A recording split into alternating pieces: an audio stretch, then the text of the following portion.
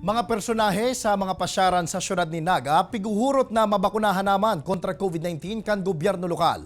Mantang Department of Tourism Bicol andam na sa subuot na liwat na pagbubukas kan turismo sa rehiyon. Uyaliwat si Jessica Calinog para sa report. #FreshAir. #StressFree.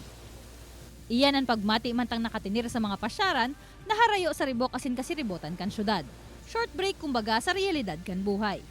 Alagad kan magpuon ang pandemya, haros na untok ang gabos kan dain na itugot ang pagluwas sa mga harong.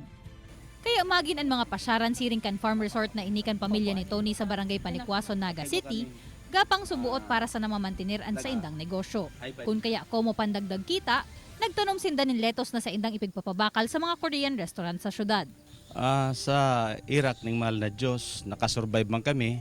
Nakukuami man sa moyang objective o aldaw para masalvage ang overhead kang farm.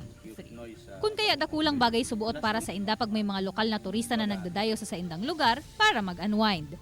Siring ni Mel na nagka-interes subuot sa mga puon kan mahogany sa lugar, kaya napahapit digdi kay banan ang pamilya. This place is so scenic really.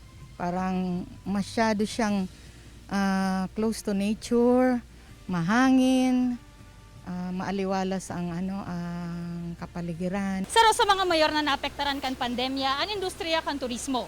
Alagad sigon sa Department of Tourism Region 5, pwede nang magbukas liwat ang mga farm resort na siring kaini, basta bakanado na ang mga personahe kaini.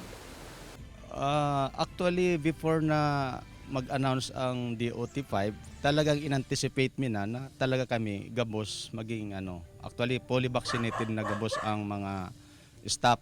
Actually po, nag-start na po tayo talaga mag-open na prior to itong mga advisory ng yung mga sa pagluluwag ng ating mga protocols.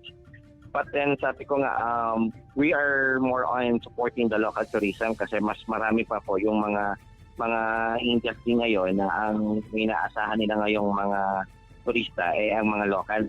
Mientras tanto, ang lokal na gobyerno kan syudad ni Naga, piguhurot man na mabakunahan na ang mga tourism workers, urog na ang mga personahe kan mga pasyaran sa laog kan syudad, dalan nga ning maipadagos naman ang operasyon kan turismo digdi.